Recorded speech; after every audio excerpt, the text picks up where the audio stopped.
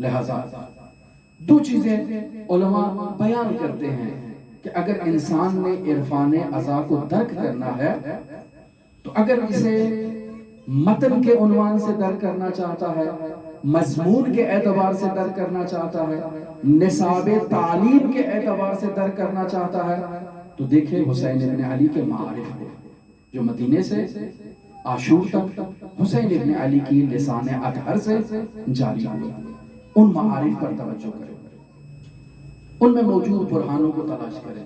ان میں موجود خدا شناسی کو اور لقاء اللہ کے مراحل کو طے کرنے کے جو مراحل حسین ابن علی نے وہاں بیان کیے ہیں، ان مراحل کو تلاش کریں۔ اور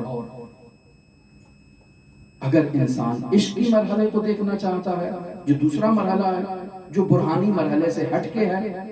جو برہانی مرحلے کے بعد اس کی عملی تجلی ہے، عملی مصداق ہے، عملی جھلک ہے، اس کو اگر انسان نے دیکھنا ہے اور عرفان عملی کو دیکھنا ہے اصطلاحی عنوان سے،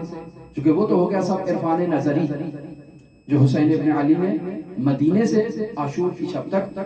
بیانات میں، خطبات میں، تقاریر میں، نصیحتوں میں، امر بالمعروف میں جو بیان کیا، وہ سب نصاب ہے عرفان نظری کا۔ لیکن اگر عرفان عملی کو دیکھنا ہے تو پھر دیکھیں ان ہستیوں نے کیا کیا کردار ادا کیا، ان ہستیوں نے کیسے کردار کا مظاہرہ کیا، اس کردار میں اس عرفان عملی کو تلاش کریں اور انسان اس انداز میں عارف بنے۔ یہ دونوں چیزیں موجود ہیں حسین بن علی کے قیام میں۔ لہذا اگر بلند ترین عرفانی بعد کو متعارف کیا جائے امام حسین ابن علی کے عرفان نظری میں تو کہتے ہیں جائیں جا کر دعائے عارفہ کی تلاوت کریں، جائیں جا کر دیکھیں کہ امام حسین علیہ السلام نے کیا معارف اس میں بیان کیے ہیں۔ فرماتے ہیں متا غبتا حتی تحتاج الی دلیل یدل علیک، تو کب غائب تھا کہ جو تجھے تلاش کرنے کے لیے ہمیں دلیلوں اور برہانوں کی ضرورت ہو۔ بس سلوک الی اللہ کے لیے انسان غائب کو دلیل کی ضرورت ہوتی ہے، انسان حاضر کو دلیل کی ضرورت نہیں ہے۔ اور اسی طرح سے پھر فرماتے ہیں عمیت عین لا ترا، اندھی ہے وہ آنکھ جو تجھے مشاہدہ نہیں کرتی۔ بس انسان کور، انسان اندھا، انسان نابینا ہے جو خدا کے لقاء سے اور خدا کے جمال کا مشاہدہ نہیں کر سکتا۔ فرش عزا پر یہی دو جملے